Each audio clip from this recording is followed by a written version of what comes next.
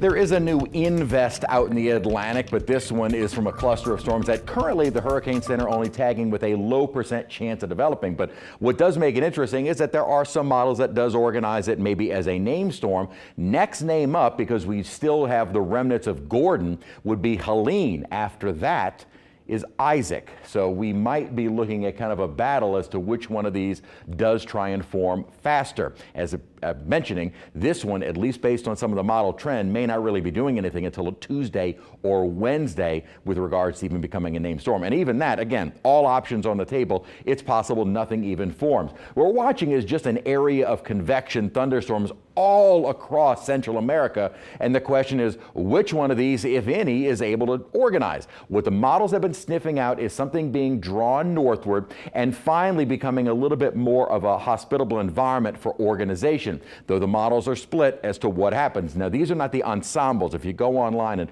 we've been sharing these images, the ensembles are all over the place. But with these two models, Euro kind of has a broad surface low with just rainfall, and the GFS a much stronger system a week from today.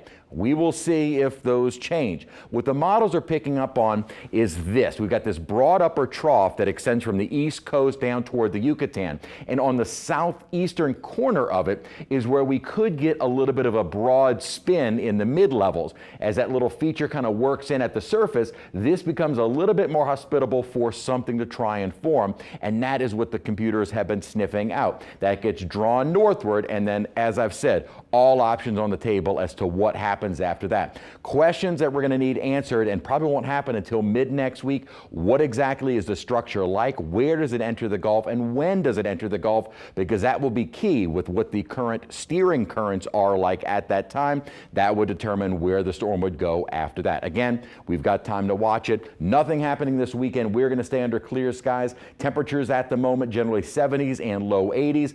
Fortunately, we couldn't get into really dry air, less muggy air with dew point 60s and 70s during the day. But as we wrap up summer and head into spring, head into fall, high temperatures. I'm just jumping ahead. We'll be done with hurricane season. We're staying in the low 90s. Spring, my goodness. All right. I'm sorry? I know. All right, thank you, Chris.